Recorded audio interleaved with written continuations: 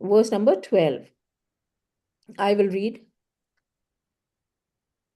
Tam durdarsham gudham anupravishtham guahitam gah vareshtham puranam अध्यात्म योग धिके main Devam matva dhir harsh shoko jahati. So the verse translates to that which is difficult to perceive, is hidden, dwells in the cave of the mind, and difficult to reach places, is eternal. That Lord is attained by Adhyatma Yoga, knowing which the steadfast one is free of all joy and sorrow. So let's take this up word by word. Tam, that Paramatman. Durdarsham, darsham is to see, durdarsham is difficult to see. Gudham is very subtle, something that is hidden. Anupravishtham, which is located, which is inaccessibly located. So you have to put in a lot of effort to reach there. Guha hitam. So guha is a cave. And guha hitam becomes in the cave of the mind. Gha vareshtam dwells in difficult to reach places. Puranam is eternal, ancient, was always there. Adhyatm yog dhika main. So adhyatm is our cells. Yog is union. And adhik main becomes by the process of union with the inner self. So that's what the whole word means. Devam, that Lord. Matva, having realized, Dhir, the wise, Harsh is joy, Shoka is sorrow, Jahati is renounces. So the verse translates to that which is difficult to perceive, is hidden, dwells in the caves of the mind, and difficult to reach places, is eternal. That Lord is attained by Adhyatma Yoga, knowing which the wise, steadfast one is free of all joy and sorrow. So let's read it together. Tam durdarsham gudham anupravishtham guha hitam gaha vareshtham puranam adhyatm yoga mena devam matva dhir harsh shokau jahati. So in the previous set of verses, Lord Yam has been explaining to Nachiketa that Paramatman is extremely subtle, difficult to see.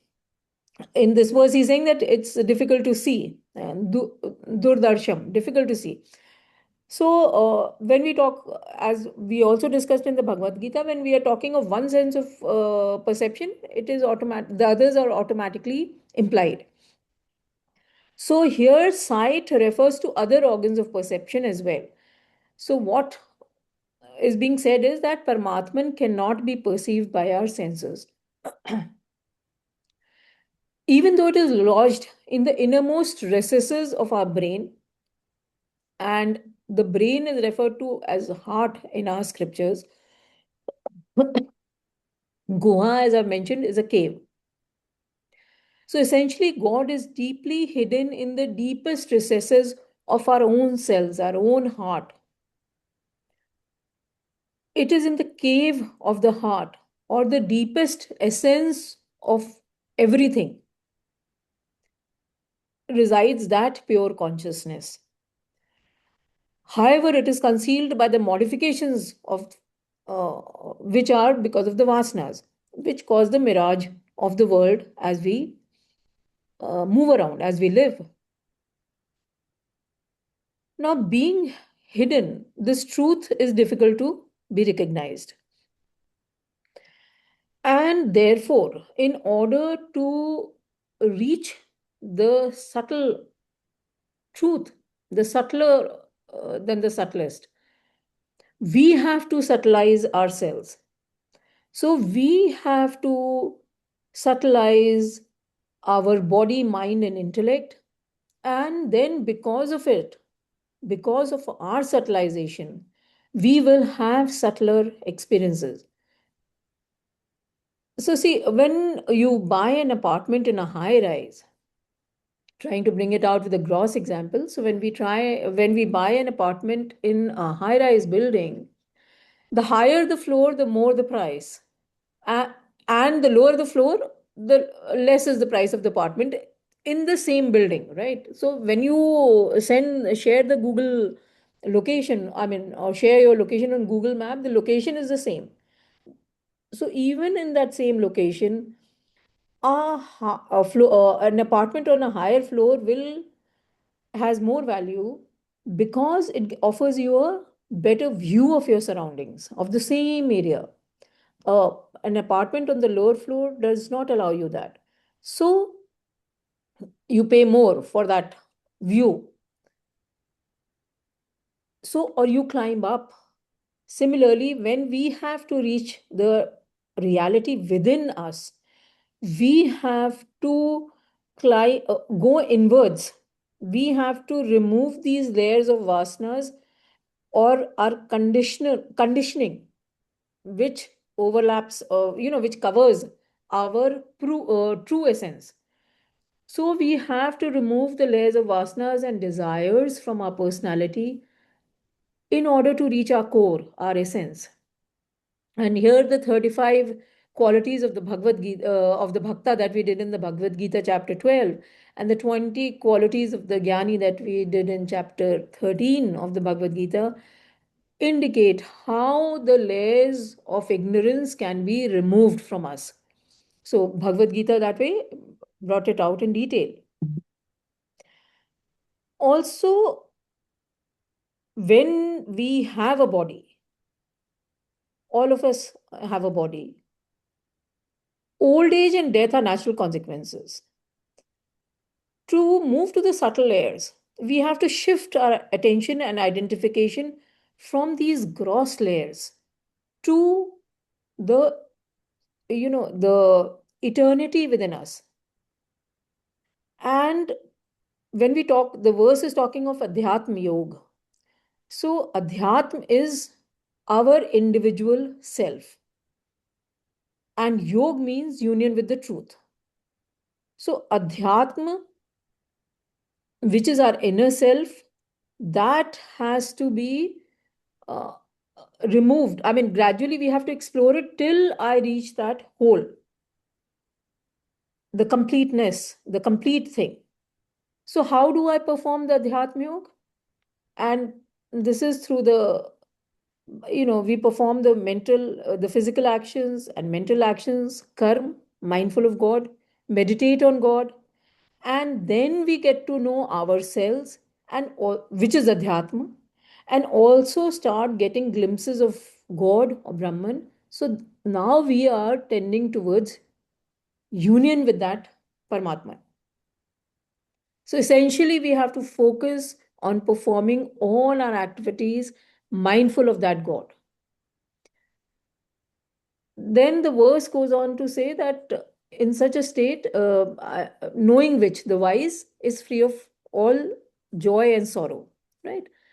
This we did in Ishavasya Upanishad, verses 6 and 7, you may recollect, uh, which translated to so yastu sarvani bhutanyatmanye vanupashyati sarvabhuteshu chatmanam tato na vijugupsate. That was the sixth verse.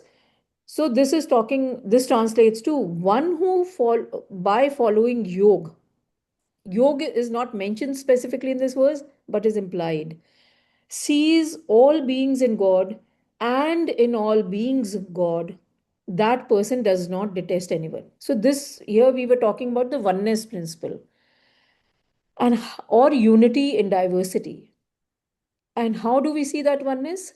Through the purification of our body, mind, and intellect. And how do we purify the body, mind, and intellect? Through the practices of the Karma Yoga, Bhakti Yoga, and Jnana Yoga, the three principal yogas at the level of the body, mind, and intellect, respectively. This was covered in great detail in the Bhagavad Gita. So, yoga is union with what? To our root, our essence, our core. and not the physical exercises that we are doing. I mean, okay, that is very, very limited aspect of that yoga, the breathing, the pranayam, the breathing exercises, and maybe some meditation. Patanjali's yoga actually focused on controlling the mind to contemplate on God. And what happens through the three yogas at the level of the body, mind, and intellect? We reduce our desires, withdraw from the external world, and start moving inwards because we gain equanimity of mind.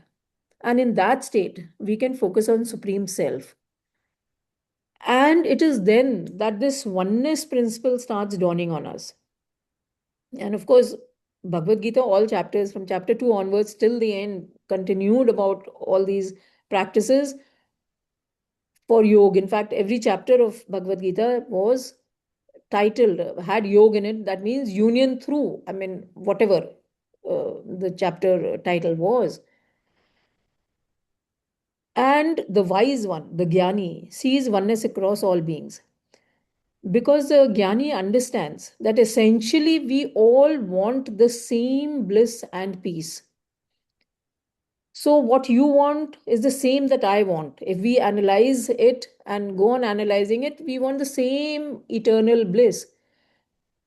Interestingly, we are made of it. That one reality, it is within us. And those oneness examples that we took of clay items and gold items and electricity, every all clay items, toys, jewelry is made of clay. That is the essence.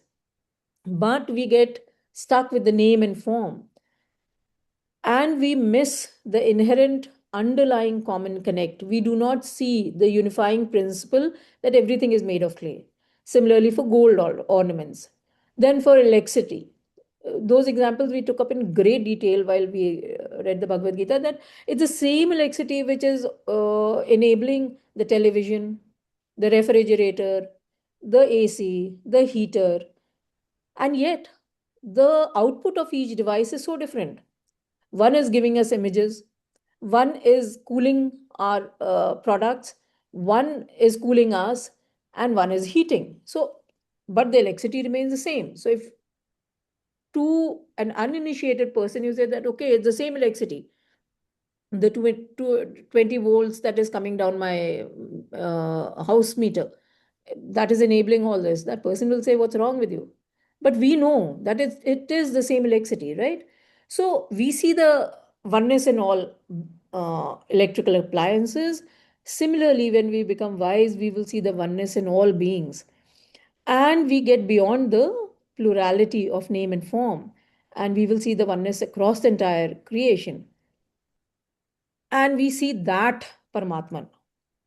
The verse 7 of Ishavasya Upanishad says, read, Yasmin Sarvani Bhutanyat May Vabhud Vijanatah Tatra Ko Mokaha Shok Ektav Manupashyata. That means, which translates to that knowing all beings to be located inside God.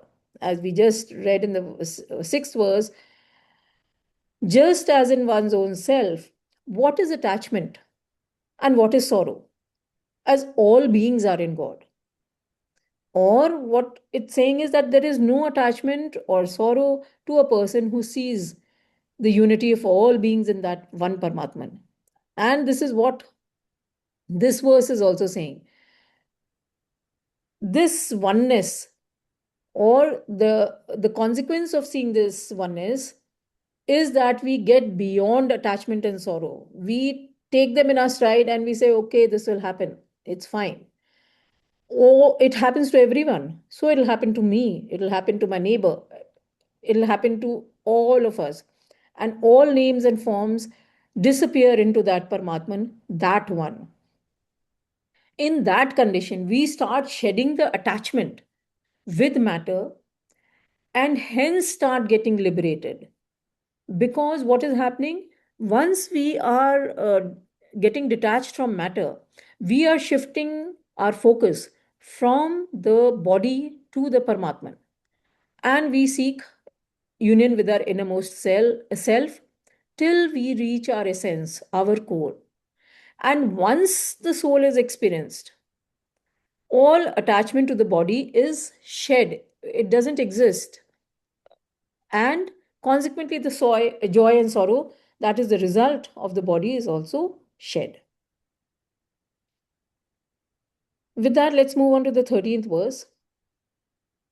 I shall read.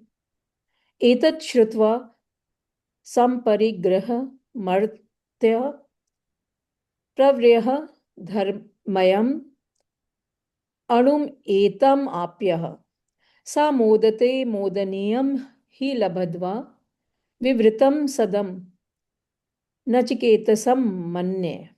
So the verse translates to Yam continues speaking. A mortal, on hearing of it and understanding it well, contemplates on it and attains the source of dharma, the subtlest. Attaining the ultimate blissful, one becomes blissful. I believe the abode of Brahman is wide open for you, O Nachiketa. Let's take up this word by word, etat. This, referring to God. Shrutva is having heard. Samparigraha, having understood well. Martya is mortal. Pravriha, discriminating. Actually, it means extracting. So, by taking out what is the essence, okay? Then, dharmayam. What is dharma? Righteous, virtuous. Anum, this word has been coming again and again in this Upanishad, the subtle. Etam, this, apya, attaining. Sa, that person, he or she. Modate, rejoices. Modaniyam, that which causes joy. He indeed, Labhadva, having obtained. Vivritam, wide open. Sadam, the abode of God. Nachiketsam is, O Nachiketa, Mane is I believe. So Lord Yam believes. So the verse translates to Lord Yam believes that a mortal, on hearing of it and understanding it well, contemplates on it and attains the source of dharma, the subtlest. Attaining the ultimate blissful, one becomes peaceful. Lord Yam believes that the abode of Brahm is wide open for Nachiketa. So let's read it together. Etat shrutva samparigraha martya pravreha dharmayam anum etam apyah samodate modaniyam hilabadva vivritam sadam nachiketasam manne. So in this verse, if you have understood the translation, see it's saying on hearing of it, understanding it well, and contemplating on it, attains the source of dharma. Okay. So the verse is actually listing out the steps to attain the ultimate truth. Shravana, hearing or becoming aware of the concepts. Manan, which is the process of reflection, where we churn this in our mind and understand what is being said. And then is the process of internalization or assimilation of wisdom of this knowledge. This knowledge, with by the process of churning, has become wisdom, and that wisdom we assimilate in our personality. That this process of Shravan Manan internalization will then enable dhyan or meditation on that supreme reality, which cannot be comprehended by our organs of perception or our finite apparatus. Now, see, it's like when we eat, when we consume. Why do we eat food? Why do we eat? Can anyone tell me? One is, of course, for taste, but I'm not talking. What is the basic reason why we consume? To feed the body. To nourish the body, right? Absolutely. So, to nourish the body. But Let's say when I'm eating roti or I'm eating dal, can my brain take it as it is? No. My brain expects the nourishment in a particular manner. So, what happens? I intake the food through my mouth, and this is churned. The basic process of digestion actually takes place in the stomach, where the food is broken down into that form which can be absorbed by the rest of my body. And so the food is broken down in the stomach, and then it is absorbed, and finally it is circulated to different parts of my body. So intake of the food, churning or breaking down of the food, and conversion of this food to usable material which my body and brain can take. Similarly, the process of knowledge, learning, or information, we listen, we get this information which we call knowledge. That by reflection, by churning, becomes knowledge. So the intake is the input, by churning, or intake is the data. By churning, it becomes information or knowledge. Then we have to convert it to wisdom, to usable material, and send it to our personality. This is the process that this verse is talking about. And this, again, you may recollect in chapter 5 of the Bhagavad Gita, we'd gone through in detail that the data and information that we get is converted to knowledge through study, and then by reflection on it, it's translated to wisdom. And we had also understood that knowledge is easy to obtain. You read and you get it. It's instant. But churning it and making it into wisdom takes time. Just as the food that you consume, when you eat, it's instant gratification. Your sense of taste is, fulfilled. But for it to be transformed into nourishment for the body, it takes time, 2 3 hours or whatever is the time, right?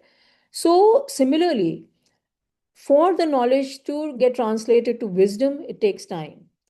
And we had also read that the teacher or the guru or the scriptures can only impart knowledge. So that Shravan, the first part, conversion to wisdom is self effort, careful thinking, analysis, and contemplation to allow that knowledge to seep within us. So, firstly, that information should become knowledge, and then we have to work on transforming that knowledge into wisdom. All this takes self effort, and there is a time lag.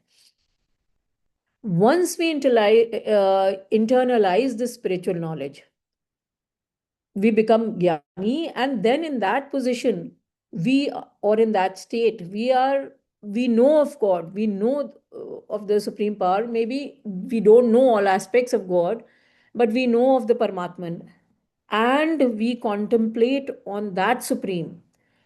Contemplation on the supreme leads to our transformation. So once we contemplate on that Paramatman from which the entire universe has come forth, we will transform, because we will realize that we are, firstly, we ourselves, when we identify with the ego, are very, very small. We are just one of the elements of the universe. But when we start identifying with that Paramatman, we are whole, we are complete, we are all blissful. So the metamorphosis that occurs from the caterpillar to the pupa to the butterfly, our metamorphosis follows the same path through Shravan, Manan, internalization, and ultimately Dhyan. Now, God is being referred to as the source of dharma in this verse, because it is from this that all the eternal laws emerge. These are the eternal laws which cannot be broken. And therefore, in our scriptures, dharma is synonymous with righteousness, moral conduct, values of life, or the right way of living. And Paramatman is subtler than the subtlest. That is what Lord Yam has been saying over the last few verses. We know that our soul, the Jivatma, is subtler than matter, right? And God is still subtler. It is the subtlest of all.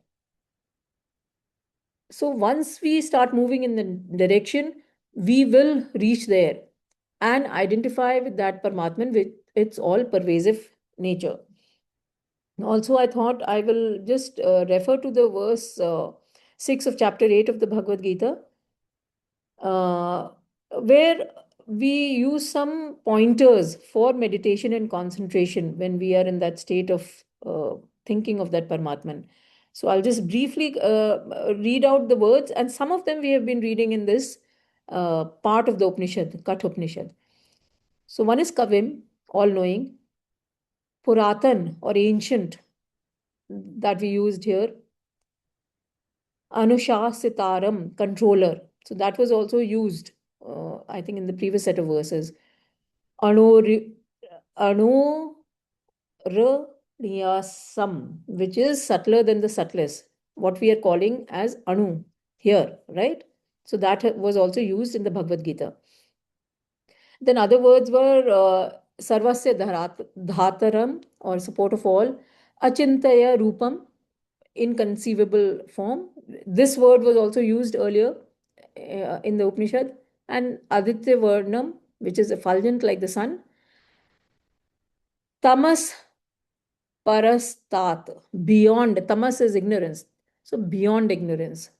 So I thought I'll just read these. So when we sit with in meditation, we can think of this. So reaching that eternal bliss, the seeker becomes bliss. And of course, Nachiketa again is, sorry, Lord Yam is so pleased with Nachiketa, is actually praising Nachiketa. He's already tested Nachiketa's self control and for sensual pleasures. He has seen Nachiketa's sharp intellect while communicating to Nachiketa the fire sacrifice. So, Lord Yam is confident that the steps of reflection, internalization, etc., will be easy for a person like Nachiketa. And therefore, he says that the doors of Paramatman are wide open for Nachiketa. This is what Lord Yam believes. With that, let's move on to the next verse, verse number 14. I will chant. I will read. Anyatra, anyatra dharmatra, anyatra adharmat, anyatra asmat, krit akritat, anyatra bhutascha, bhavyascha, yat tat paschasi tat vadaha. So the verse translates to, now it's Nachiketa speaking.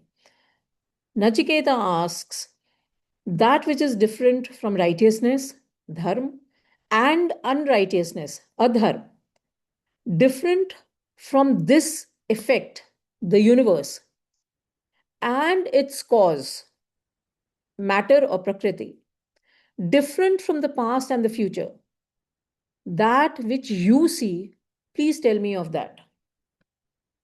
So let's take up these words in the verse. So anyatra is happening, is occurring again and again.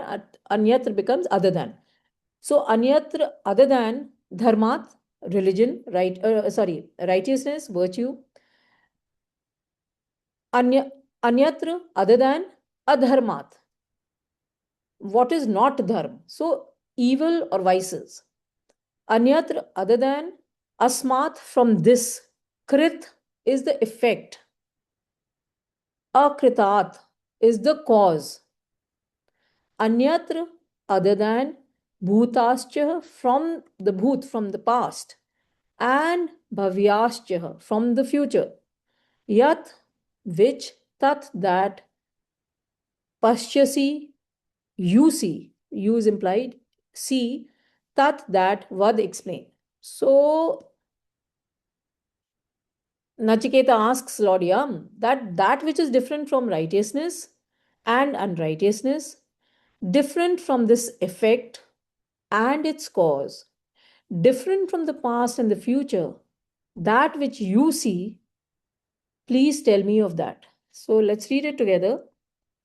Anyatra dharmat anyat adharmat, anyatra asmat krit akritat, anyatra bhutascha bhavayascha, yat tat paschasi tatvada. So, see, the question that Nachiketa is asking is bringing out the fact that Nachiketa is clearly receiving what Lord Yam is transmitting. What the Guru is saying, Nachiketa is getting it to the T. All the nuances and all the implications are also with Nachiketa. In the previous verse, Lord Yam says that the mortal attains through those practices, the mortal attains the source of all dharma. That is what Lord Yam had said. So Nachiketa is caught on to it. Being the source of dharma, that Paramatman has to be different from dharma, because he says that that is the source of dharma, right? Lord Yam.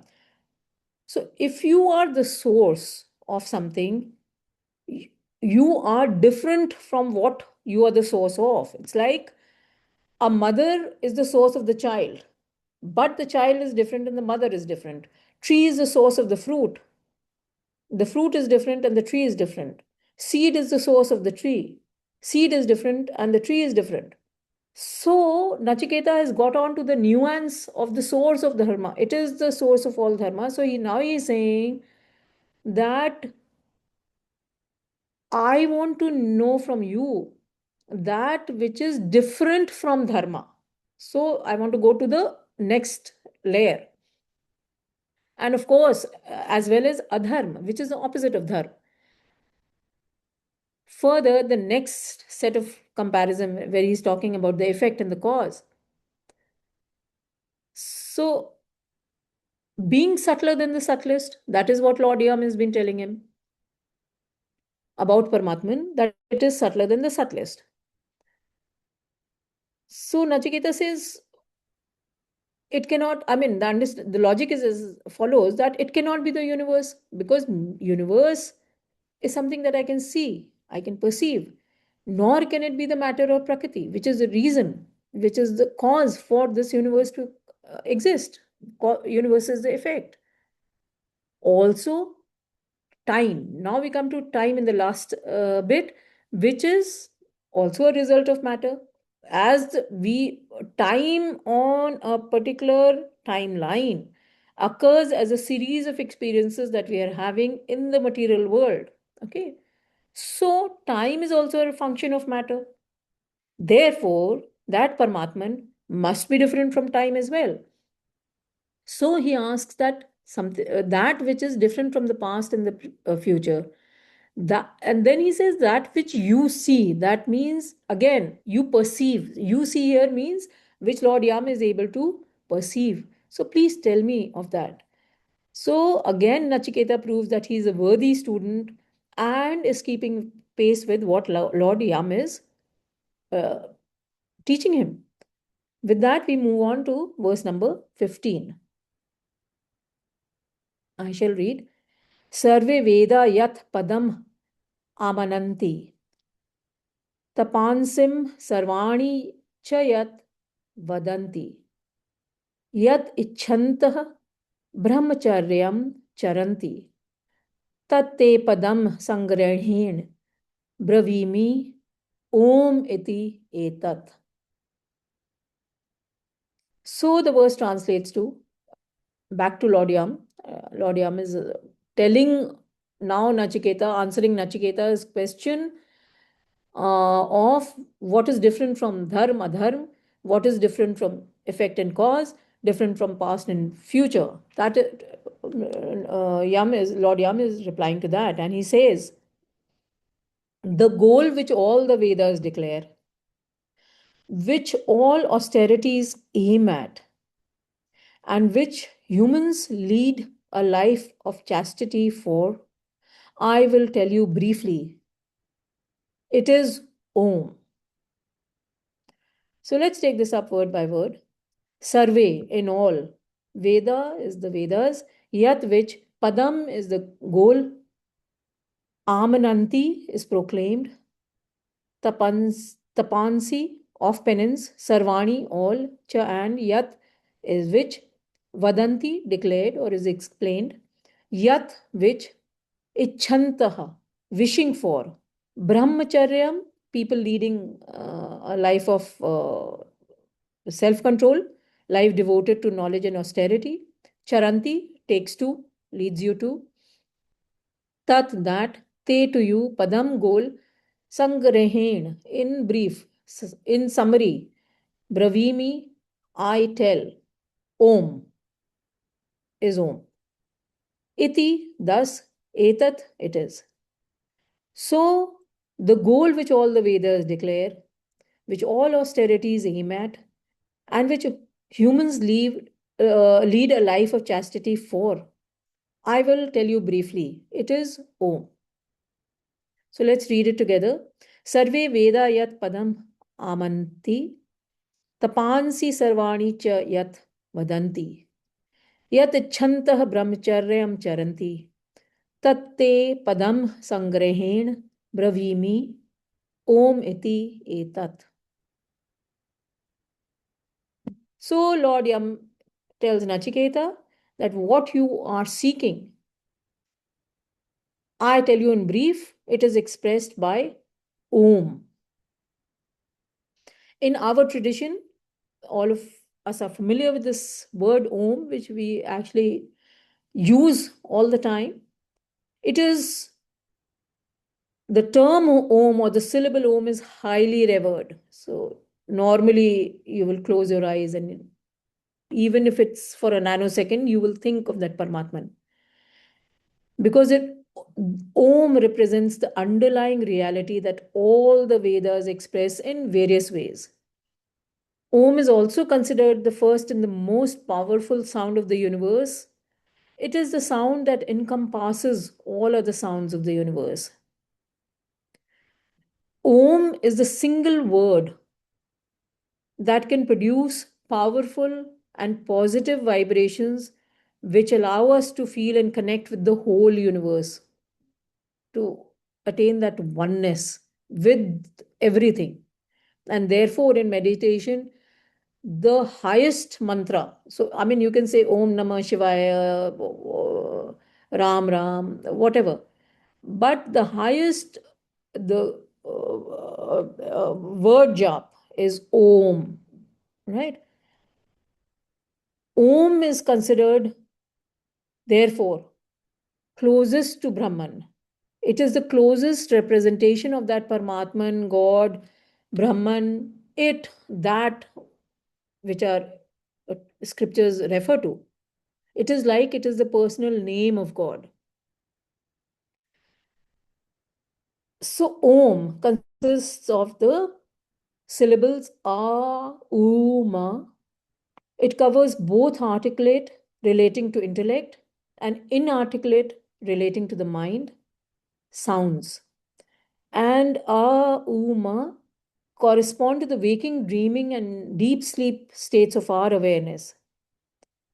And many other Upanishads talk of the various syllables that comprise Om. And especially you can go through the Mandukya Upanishad, which is the shortest Upanishad, which only talks about Om, the syllable Om. The importance of meditating on each syllable separately, as well as for meditating on the whole syllable, Om itself. This is clearly brought out in a lot of our Upanishads. So, through constant and consistent meditation, one drops the subtle and the causal bodies and becomes one with the Brahman. Let's move on to the last verse for the day. I will read. Etat dva aksharam brahma, etat hi ev aksharam param, etat ev aksharam gyatva, yah yat ichhati tasya tat. Translation is simple. This syllable Om alone is Brahman. It alone is the greatest. Knowing this syllable, whatever one desires, one becomes. Let's take this up word by word. So the first word is etadve vaksharam. So it that breaks down to etat he ev aksharam. So etat is this, he is indeed, ev is verily, aksharam is that immortal akshar which cannot be divided any further. So this indeed verily immortal Brahma, that is the first. So Brahm, that refers to Paramatman, Brahman. Then etat, so etat this, he indeed, a verily, aksharam immortal, param the highest. Next line, etat this, a verily, aksharam immortal, gyatva having known. Yah who, yat what, ichhati desires, tasya to him, tat that is achieved. So let's read it together.